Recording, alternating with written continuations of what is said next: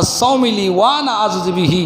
আল্লাহ রাসূল সাল্লাল্লাহু আলাইহি ওয়াসাল্লাম বলেছেন, আল্লাহ তাআলা বলেছেন রোজা আমার জন্য, আর এর প্রতিদান আমি আল্লাহ তাআলা নিজেই দেব। জোরে বলুন সুবহানাল্লাহ। কি প্রতিদান? রোজার শেষ যেদিন ঈদের দিন আল্লাহ পাক ওই রোজাদার বান্দা বান্দীদেরকে ক্ষমা করে দিবেন। জোরে বলুন সুবহানাল্লাহ।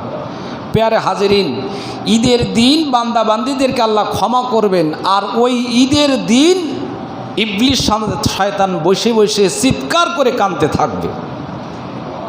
শয়তানেরা তার পাশে চলে আসবে, লিডার আপনি এত উচ্চ আওয়াজে কাঁদতেছেন কারণ?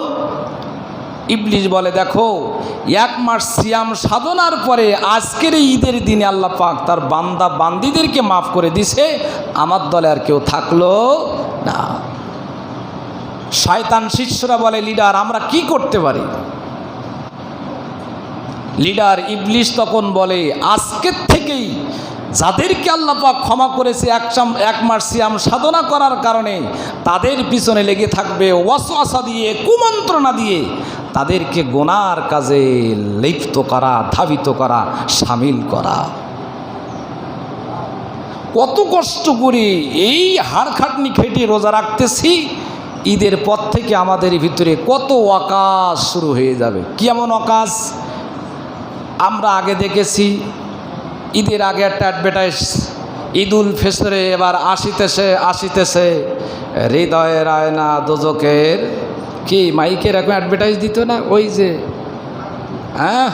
আগে এরকম অ্যাডভার্টাইজ দিত না, ঈদের আগে যে আসিতেছে হৃদয়ের আয়না দোজকের। কিন্তু এখন মোবাইল ওঠার কারণে ও অ্যাডভার্টাইজ খুব বেশি শোনা যায় না। কি শোনা যায়?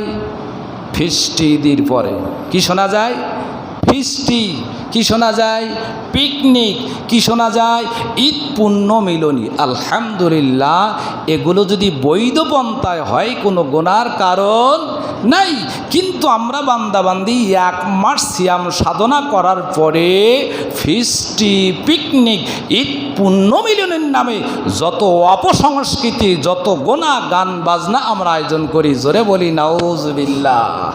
ও বাবা, ঈদের দিন ইবলিস কাইল 1 মাস রোজা রাখার কারণে বান্দাবান্দি মাপ পেয়ে গেল।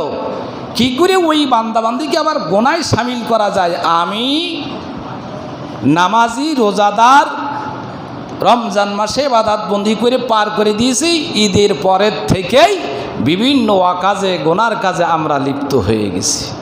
আস্তাগফিরুল্লাহ, আস্তাগফিরুল্লাহ, আস্তাগফিরুল্লাহ। প্যারে হাজিরিন, এই জন্য আমরা ঈদের পরে যেন এই রমজান মাসের যে ইবাদতের কারণে পুরস্কার পাব, গুনার কাজে শামিল হয়ে যেন আমার এই রমজান মাস বরবাদ না হয়ে যায়। আলহামদুলিল্লাহ, যদি কেউ ভালো কাজের আঞ্জাম দেয় তার জন্য সে বেনিফিট পায়।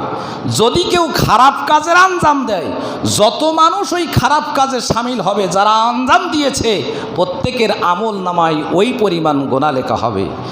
কেউ যদি ভালো কাজের আঞ্জাম দেয়, যত মানুষ ভালো কাজে শামিল হবে, আঞ্জাম দেনওয়ালার আমল নামায় ওই পরিমাণ সওয়াব আল্লাহ যোগ করে দিবেন। জোরে বলুন সুবহান।